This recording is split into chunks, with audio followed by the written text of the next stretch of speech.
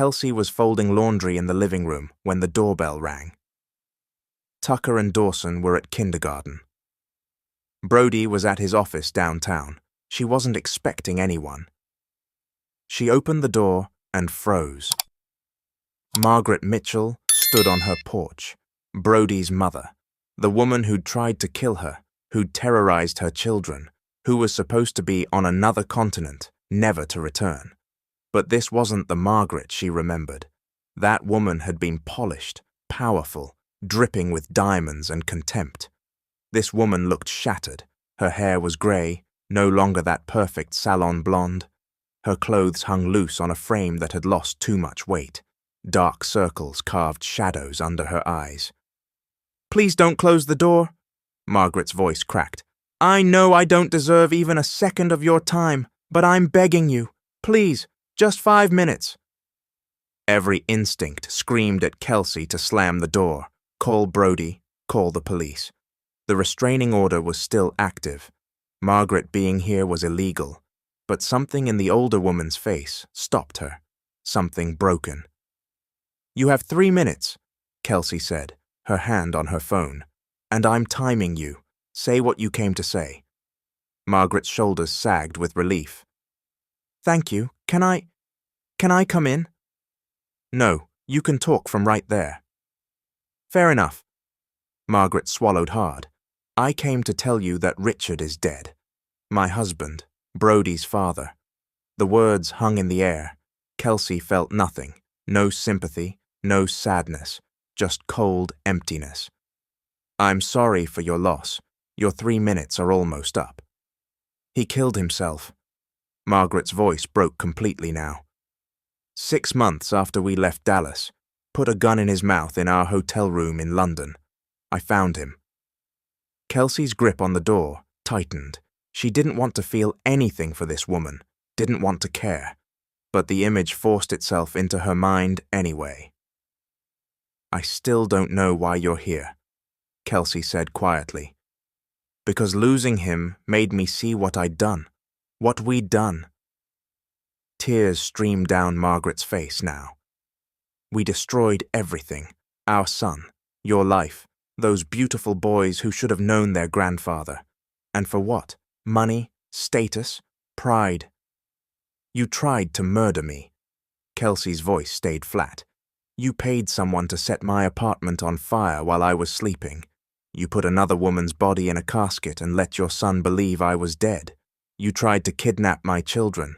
So forgive me if I don't really care about your epiphany." "You're right." Margaret nodded, wiping her eyes with shaking hands. "You're absolutely right. There's nothing I can say that makes any of it okay, but I need you to know that I'm dying." Kelsey blinked. "What?" "Pancreatic cancer, stage 4. The doctors gave me 3 months, maybe 4 if I'm unlucky." Margaret laughed bitterly. "Funny how things work out. I spent so much energy trying to control everything, and in the end, I can't control this." "I'm sorry," Kelsey heard herself say, and weirdly, she meant it, just a little. "Don't be, I deserve this." Margaret took a shaky breath. "But before I die, I need to make things right, or try to. I know I can't undo what I did, but I can tell you the truth, the whole truth, things Brody doesn't even know." Something in Kelsey's chest tightened. "What truth?" "Can I please come in? Please, I promise I'm not here to hurt anyone. I can't die without trying to fix this, even a little bit." Kelsey stood there, torn. This could be a trick, another manipulation, but looking at Margaret, she saw something she'd never seen before. Genuine remorse, real pain. "You get 15 minutes, Kelsey said finally, stepping back. "And if you say one wrong thing, one cruel thing, I'm calling the police." "Thank you." Margaret walked inside slowly, like her bones hurt. They sat in the living room. Margaret on the edge of the couch, Kelsey in the chair across from her, phone in hand. "Start talking," Kelsey said. Margaret took a deep breath. "The fire wasn't Richard's idea, it was mine." The words hit like a punch. Kelsey had assumed it was Brody's father who orchestrated everything, the powerful man pulling strings. But it was her? Richard wanted to just keep offering you money, Margaret continued. He thought eventually we'd hit a number you couldn't refuse. But I knew better. I saw the way Brody looked at you, like you hung the moon, and I couldn't stand it. Why? Kelsey's voice was barely a whisper. Why did you hate me so much? Because you were everything I wasn't. Margaret's face crumpled. You were genuine, kind. You loved my son for who he was, not what he could give you, and that terrified me, because I married Richard for money, for status. I never loved him, not really, and watching Brody have what I never had, it made me vicious. Kelsey sat back, trying to process this. So you tried to kill me out of jealousy? Out of fear. Margaret looked up, eyes red. I was afraid that if Brody had real love, he'd see how empty my marriage was, how empty I was, so I convinced Richard we had to remove you, permanently. And the homeless woman, the one you murdered and put in my place? Margaret flinched, like she'd been slapped. Her name was Linda. She was 43. She had a daughter somewhere who she hadn't seen in 20 years. She told me that before. She couldn't finish. Before you killed her? I gave her pills, told her they'd help her sleep. She died in her sleep in a motel room. We paid the coroner to list it as an overdose. No autopsy. Margaret's whole body shook. And then we burned your apartment with her body inside. Made sure the fire was hot enough that dental records would be impossible. Kelsey felt sick. Why are you telling me this? Because I wrote it all down, every detail, every payment, every person we bribed. It's all in a safety deposit box downtown. The key is in my purse.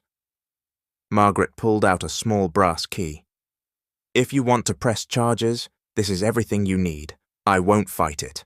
I'll plead guilty to everything. You want to go to prison? I want to face consequences. Margaret's voice was firm now. I want Brody to know the full truth, and I want to see my grandsons. Just once, before I die. That's all I'm asking. Let me meet Tucker and Dawson. Let me apologize to Brody face to face, and then I'll turn myself in. Kelsey stood up, started pacing. This was insane. Everything about this was insane. I can't make that decision alone. Brody has to... I know. That's why I'm asking you to call him. Ask him to come home. Let me say what I need to say to both of you. And if he doesn't want to see you, then I'll leave, and you'll never see me again. But please, give me this chance. Kelsey looked at this broken woman, this monster who destroyed her life, who was now begging for mercy. Part of her wanted to say no, wanted to call the police right now and watch Margaret get dragged away. But another part, the part that had survived 5 years of hell and come out the other side, knew that revenge wouldn't heal anything. I'll call him, Kelsey said quietly. But if he says no, you leave, immediately. I understand. Thank you. Kelsey walked into the kitchen and dialed Brody's number with shaking hands. He answered on the second ring. Hey babe, what's up? You need to come home, right now. His voice shifted immediately. What's wrong? Are the boys okay? The boys are at school, they're fine. But Brody, your mother is here. Silence, long and heavy. What? His voice was ice. She's here, in our living room, and she's... Brody, she's dying, and she wants to talk to us, both of us. I don't care if she's dying. She doesn't get to just show up. I know. Believe me, I know. But I think you need to hear what she has to say. Kelsey, please, trust me. Just come home. If you want her gone after you hear her out, I'll call the police myself. Another long pause. Then, I'm 10 minutes away. For a moment, nobody spoke. Margaret stood up slowly from the couch, and Kelsey watched Brody's face cycle through shock, then recognition, then cold fury. Get out! His voice was deadly quiet. Brody, please. I said get out. He moved toward her, and Kelsey stepped between them. Wait, just wait. Kelsey put her hand on his chest. I know this is hard, but you need to hear what she has to say. I don't need to hear anything from her. His eyes never left his mother. She tried to kill you. She terrorized our kids. She doesn't get to walk back in here and... I'm dying. Margaret's voice cut through his anger. Brody stopped. What? Cancer. Pancreatic. 3 months left. Maybe less. She met his eyes. I'm not here to ask for forgiveness. I'm here to give you the truth, and then I'll go, I promise. Brody looked at Kelsey. She nodded slightly. He clenched his jaw, every muscle in his body tense, but he didn't leave. You've got 10 minutes, then I'm calling the cops. That's more than I deserve. Margaret sat back down, hands folded in her lap. The fire that nearly killed Kelsey wasn't your father's idea. It was mine. Brody's face went white. What? I planned it. I hired the man who started it. I paid the coroner. I arranged everything. Her voice was steady now, like she'd rehearsed this. Your father went along with it, but the idea was mine. I'm the one who wanted her dead. Why? Brody's voice cracked. Why would you do that? Because I was afraid of what you had with her. Margaret looked down at her hands. You loved her the way I never loved your father. Real love. Honest love. And it made me realize how empty my whole life had been. I married your father for his money and his name. Every day of my marriage was a performance, and watching you with Kelsey, seeing that you'd found something real, it destroyed me. So you tried to destroy us? Brody's hands curled into fists. Yes, and I've lived with that guilt every single day since. Tears rolled down Margaret's face. When your father killed himself 6 months after we left Dallas, I finally understood what I'd done. He couldn't live with the guilt. He left me a note, 6 words.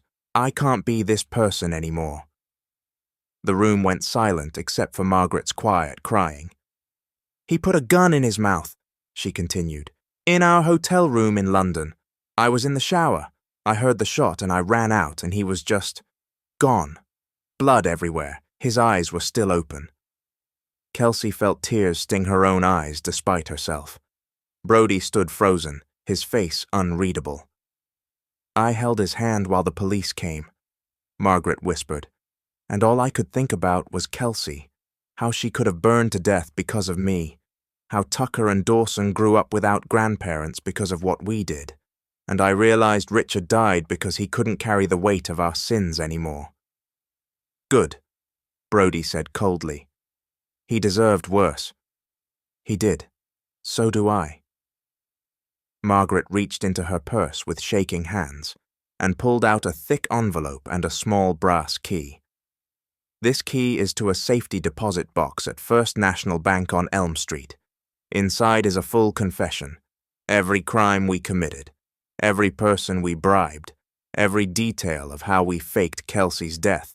The homeless woman we murdered was named Linda Crawford. She had a daughter named Ashley. I even have Ashley's contact information in there. Brody stared at the key like it was a snake. Why are you giving me this? Because I want you to press charges. I want to go to prison for what I did. But first... Her voice broke. First, I want to meet my grandsons. Just once, just for 5 minutes. Let me see their faces. Let me tell them I'm sorry, and then I'll turn myself in. I swear it. Absolutely not. Brody's voice was steel. You don't get to be in the same room as them. Brody, Kelsey started. No, Kelsey, no. He turned to her. I know you're trying to be the bigger person here, but she doesn't deserve to breathe the same air as Tucker and Dawson. She tried to orphan them before they were even born. I know what she did. Kelsey's voice was calm. Believe me, I know, but she's dying, and maybe letting her see them, letting her apologize, maybe that helps all of us heal. I don't want to heal. Brody's voice rose.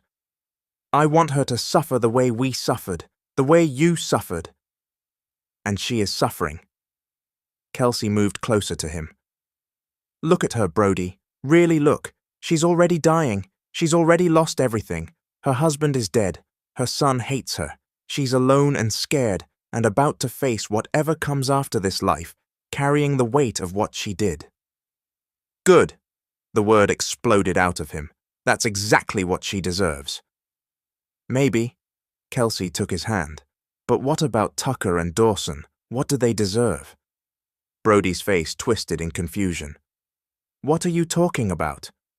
They deserve to know the truth someday, the whole truth, and part of that truth is that their grandmother, as horrible as she was, tried to make things right at the end, that she faced what she did, that she didn't run away from it. You're defending her? I'm not defending her. I'm thinking about our boys. Kelsey squeezed his hand.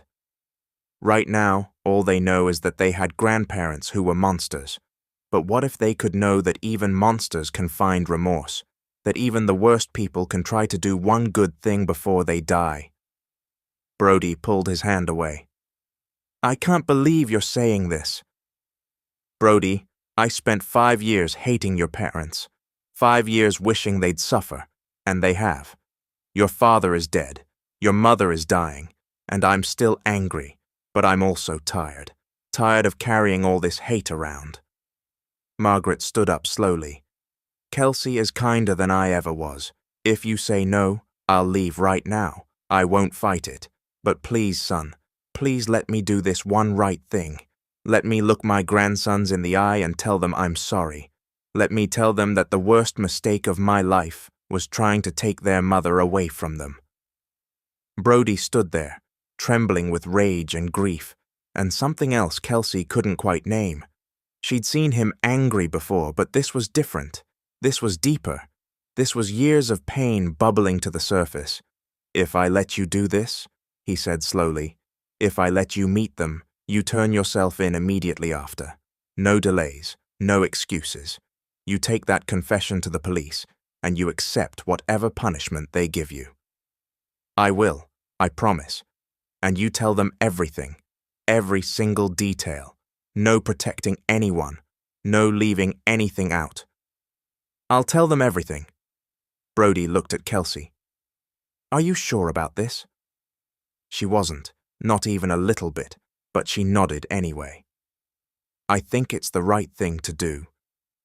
He closed his eyes, took a deep breath, and when he opened them again, they were filled with tears. Fine, you get 15 minutes with them, that's it. And Kelsey and I will be in the room the entire time. If you say one thing that upsets them, one thing that makes them uncomfortable, you leave immediately. Thank you. Margaret's whole body sagged with relief. Thank you so much. Don't thank me. Brody's voice was hard. I'm not doing this for you. I'm doing it for them. Kelsey drove to the school to pick up Tucker and Dawson. Her hands shook on the steering wheel the entire way. What was she doing? Bringing the boys home to meet the woman who'd tried to erase their existence? But something in Margaret's eyes had been real. Kelsey had spent 5 years learning to read people, to spot lies and manipulation from a mile away. You had to when you were living on the streets, and what she'd seen in Margaret wasn't manipulation. It was genuine, soul-deep regret. She pulled into the school pickup line and watched the boys run toward the car, backpacks bouncing, faces bright with the simple joy of being 5 years old. Mama! Tucker climbed into his car seat. I made a volcano in science class and it exploded everywhere. That sounds amazing, baby. She helped buckle him in, then moved to Dawson's side. Can we get ice cream? Dawson asked. Peyton's mom got him ice cream. Maybe later, sweet boy. Right now we need to go home. Daddy's there. Is he sick? Tucker's face scrunched with worry. He never comes home early. No, he's not sick. We just have a visitor. The drive home took 15 minutes. Kelsey spent the whole time trying to figure out how to explain this to 2 5-year-olds. How do you tell children that the grandmother who tried to kill their mother wants to meet them? You don't. You just introduce her and hope for the best. When they pulled into the driveway, Tucker spotted Brody through the living room window. "Daddy!" He scrambled out of the car and ran toward the house. Kelsey caught him at the door. "Wait, baby. Before we go in, I need to tell you something." Both boys looked up at her with identical green eyes. So much trust in those faces. God, please don't let this be a mistake. "There's a lady inside. Her name is Margaret. She's your daddy's mom." "We have a grandma?" Dawson's eyes went wide. "Yes, but she hasn't been a good grandma. She made some really bad choices a long time ago. Choices that hurt Mama and hurt Daddy." "Did she say sorry?" Tucker asked. Children and their simple logic. "She's going to say sorry today. But I need you boys to understand something. Just because someone says sorry doesn't mean everything is okay. Sometimes people hurt us so badly that sorry isn't enough." "Then why is she here?" Dawson tilted his head, confused. "Because she's very sick, and before she gets worse, she wanted to meet you, to see your faces, and tell you she's sorry for the bad things she did." "Is she gonna die?" Tucker's voice got small. Kelsey knelt down to their level. "Yeah, baby, she is." "That's sad." Tucker looked at his shoes. "Even if she was bad." "It is sad, you're right." Kelsey pulled them both into a hug. "If you don't want to meet her, you don't have to. We can get back in the car right now and go get that ice cream. Daddy and I will understand." The boys looked at each other, having one of those silent twin conversations only they could understand. Finally, Dawson spoke. "We should meet her, because maybe if she sees us, she'll feel better about dying." Kelsey's throat tightened. How did she raise such kind boys in the middle of so much chaos? "Okay, but if you get scared or uncomfortable, you tell me right away. Deal?" "Deal," they said together. She opened the front door. Brody sat on the couch, rigid as stone. Margaret stood by the window, her back to them, shoulders shaking. When she heard the door, she turned around. The moment her eyes landed on Tucker and Dawson, her knees buckled. She grabbed the windowsill to keep from falling. "Oh my God," she whispered. "They look just like him." Brody stood up quickly. "You okay, boys?" Tucker and Dawson nodded, but stayed close to Kelsey's legs. Margaret took a step forward, then stopped herself. Can I come closer?" Kelsey looked down at the boys. Tucker nodded first, then Dawson. "You can sit on the couch," Kelsey said, "but don't touch them unless they say it's okay." "Of course." Margaret moved slowly, like she was approaching wild animals that might bolt. She sat on the edge of the couch, hands folded in her lap. Up close, the boys could see her sunken cheeks, the yellow tinge to her skin that meant the cancer was winning. "Hi," she said softly. "I'm Margaret. I'm your daddy's mom." "Hi," Dawson said. Tucker just stared. "You're Dawson." She pointed at him. "And you're Tucker." She pointed at the other. "How did you know?" Tucker asked, surprised. "Because Dawson has a little freckle by his left ear, and Tucker, you have a scar on your lip, from when you fell at school." Tucker touched his lips self-consciously. "It needed 5 stitches. I bet you were really brave." "I cried a lot," Tucker admitted. "But Mama said that's okay. She said brave people cry too." Margaret's eyes filled with tears. "Your Mama is right, and she's one of the bravest people I've ever known." Kelsey shifted uncomfortably. She didn't want Margaret's praise. "Are you really sick?" Dawson asked bluntly. "Yes, very sick." "Does it hurt?" "Sometimes, but right now, looking at you boys, I don't feel any pain at all." Tucker moved a little closer, his natural curiosity overcoming his caution. "Why did you hurt our Mama?" The question hung in the air like a bomb. Brody tensed.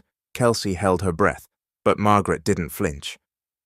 "Because I was scared," she said simply. "Your mama loved your daddy so much, and that scared me. So I did something terrible. I tried to make her go away, and that was the worst thing I've ever done in my whole life." "Did you say sorry to her?" Dawson asked. "I did, but sorry isn't enough for what I did." "Mama says sorry is the first step," Tucker said, "but then you have to do better. You have to change." Margaret smiled through her tears. "Your mama is a very wise woman, and you're right, but I don't have time to change. I'm dying, so all I can do is say sorry and hope that means something." Dawson moved closer now too, studying Margaret's face. "You look like Daddy. You have the same eyes."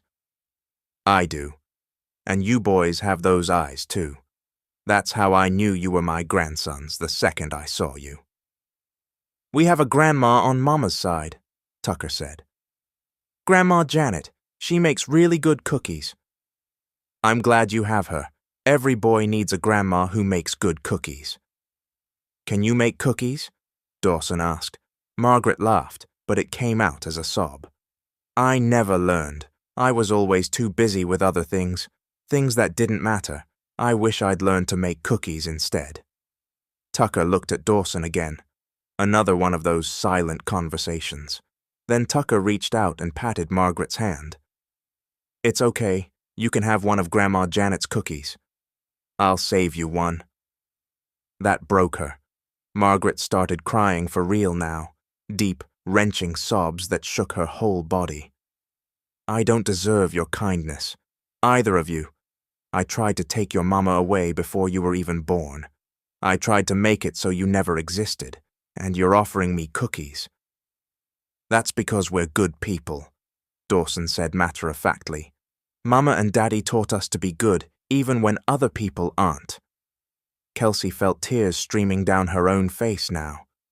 Brody had his hand over his mouth, eyes red. Margaret looked up at Kelsey. "You raised them right, despite everything I did, despite having nothing. You raised them to be kind and generous and good. You're a better mother than I ever was." "Don't," Kelsey's voice cracked. "Don't compare yourself to me. We're not the same. No, you're better. You always were." Margaret turned back to the boys. "I need you to listen to me very carefully, okay? Can you do that?" They nodded. "What I did to your mama was wrong, very, very wrong, and I'm going to have to answer for that. I'm going to go to jail, probably for the rest of my life, which won't be very long, but still, and I need you to know that's what should happen. When you do bad things, you face consequences." "Are you scared?" Tucker asked. "Yes, I'm very scared." "We could pray for you," Dawson offered. "Grandma Janet taught us how. She says God listens to kids more than grown-ups, because kids have pure hearts." Margaret pressed her hand to her mouth, trying to hold back another sob. Would you really pray for me?" "Sure." Dawson reached out and took her hand. Tucker took the other one, then they bowed their heads. "Dear God," Dawson said in his sweet, serious voice. "This is Margaret. She's our grandma. She did some really bad stuff, but she's sorry, and she's really sick and really scared. Can you help her not be scared? And can you forgive her for the bad stuff, even if we can't yet? Amen." "Amen," Tucker echoed. Margaret was crying so hard she couldn't speak. She just held their small hands and wept like a child herself. Brody stood up and walked to the window, his back to everyone. Kelsey could see his shoulders shaking. After a long moment, Margaret composed herself enough to speak. Thank you so much. That was the most beautiful gift anyone has ever given me." "You're welcome," the boys said together. She looked at Brody's back. "Son, can I say something to you?" He didn't turn around. "What?" "I know I failed you in every way a mother can fail a child. I chose money and status over your happiness. I tried to destroy the woman you loved. I'm the reason you spent 5 years in agony thinking she was dead. And I'm the reason these boys grew up without a father. There's no apology big enough for that." Brody finally turned around. His face was wet with tears. "Then why are you apologizing?" "Because I need you to know that none of it was your fault. You didn't fail. You didn't choose wrong. Kelsey was the right choice. She's always been the right choice, and I was too blind and too selfish to see it. You tried to kill her." His voice broke. "You murdered an innocent woman and put her body in a casket and let me bury it, thinking it was Kelsey. How am I supposed to forgive that?" "You're not. I don't want forgiveness. I just want you to know that I see now what I couldn't see then. You were always the best thing I ever made, and I ruined it. I ruined everything." Brody walked over to where his mother sat. Tucker and Dawson moved aside. He stood there looking down at this woman who'd given him life, and then tried to destroy his. "I hope hell is real," he said quietly, "and I hope you burn in it for what you did." Margaret nodded. "I'm already burning, son. I've been burning since the day your father pulled that trigger." "Good." They stared at each other for a long moment. Then Brody turned to Kelsey. "Call the police. She's had her 15 minutes. "Brody," Kelsey started. "No. She got what she asked for. She met the boys. She said her piece. Now she keeps her promise." Margaret stood up slowly. "He's right. I promised." She pulled out her phone and dialed 911 herself. "Yes, hello. My name is Margaret Mitchell. I'm calling to turn myself in for murder, attempted murder, and conspiracy. I'm at 847 Maple Grove Drive. I'll wait here for the officers." She hung up. "They'll be here in 10 minutes. The boys looked confused. "You're going to jail?" Tucker asked. "Yes, sweetheart, I am." "For how long?" "For the rest of my life, which won't be very long." Dawson hugged her suddenly, his small arms barely reaching around her waist. "I'm still gonna pray for you. Every night." Margaret hugged him back, then Tucker when he joined in.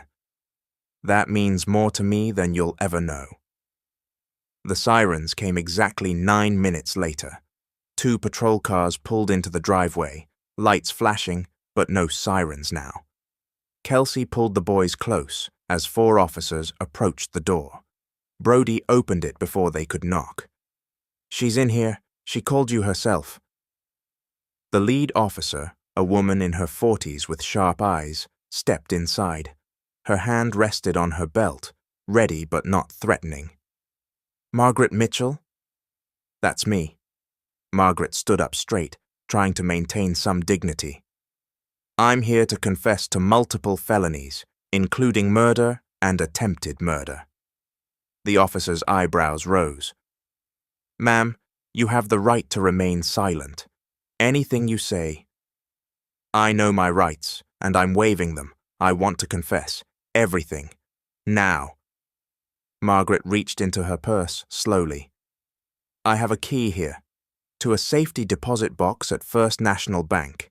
Inside is a full written confession with evidence, bank records, names of everyone I bribed, details of every crime." The officer took the key carefully, bagging it. "You understand you're admitting to serious crimes. I murdered a woman named Linda Crawford 5 years ago. I staged a fire to cover it up and fake someone else's death. I bribed a coroner, multiple investigators, and committed fraud. I also attempted to kidnap 2 children 3 months ago." Her voice never wavered. "I'm guilty of all of it, and I'm ready to face the consequences." The officer looked at Brody and Kelsey. "Are you the victims here?" "Yes," Kelsey said quietly. "She tried to kill me. The boys are mine and Brody's. She tried to take them." "We'll need full statements from both of you, but first," the officer turned back to Margaret.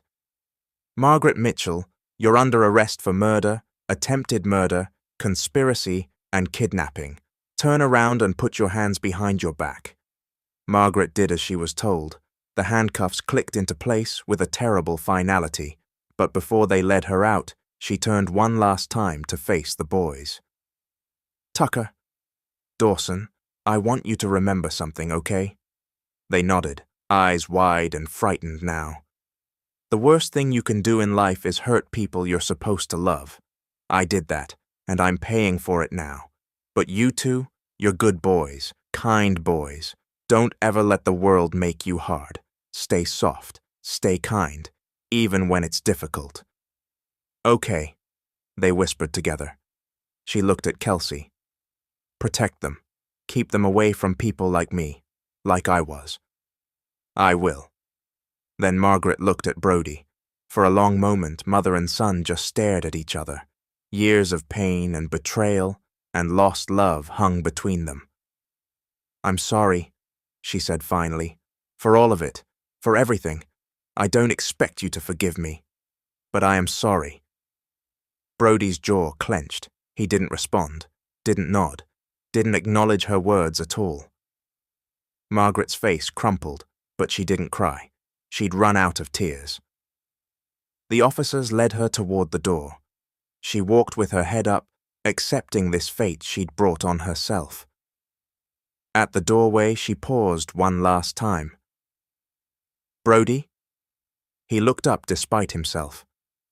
"You were always enough. Always. I was the one who wasn't.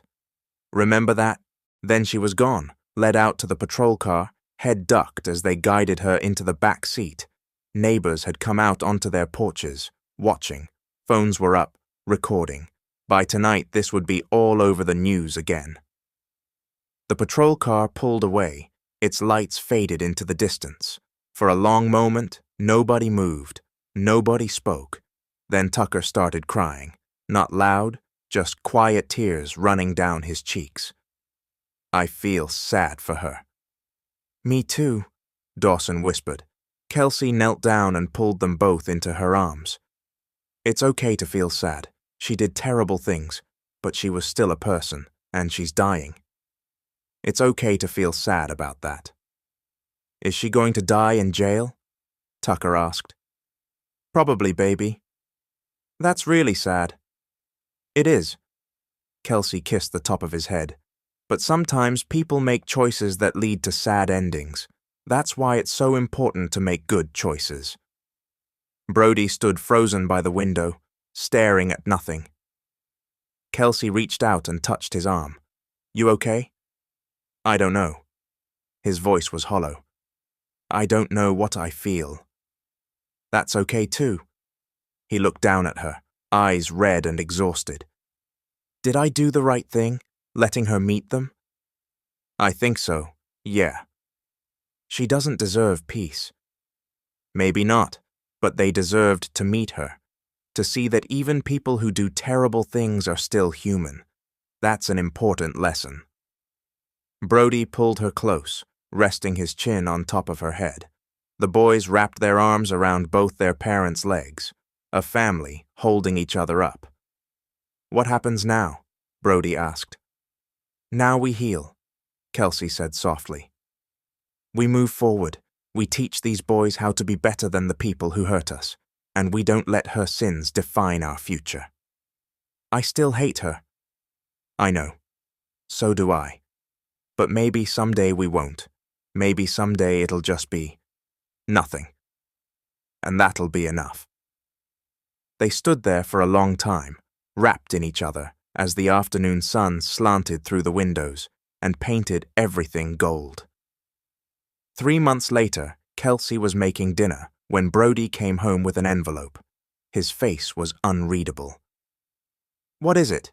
she asked, wiping her hands on a dish towel. "Letter from the prison." He set it on the counter. "From her." Kelsey's stomach tightened. "Did you read it?" "No, I don't know if I want to." "Do you want me to read it first?" He thought about it, then nodded. "Yeah, please." Kelsey opened the envelope with shaking hands. Inside was a single sheet of paper, the handwriting shaky and weak. "Dear Brody and Kelsey, I'm writing this from the prison hospital. The doctors say I have days left, maybe a week. I wanted to say one last thing before I go. Thank you for letting me meet Tucker and Dawson. That 15 minutes was the only good thing I've done in the last 10 years, maybe in my whole life. Brody, you were always a better person than your father, and I deserved. I hope someday you can think of me without hate. I don't expect love. I don't even expect forgiveness. But maybe someday you can think of me and just feel nothing. That would be enough. Kelsey, you're a remarkable woman. You survived hell and came out kind. That's rare. That's precious. Don't let the world take that from you. Tucker and Dawson, if you ever read this, know that meeting you changed me. In my last days, when I'm scared and alone, I think about your little prayer.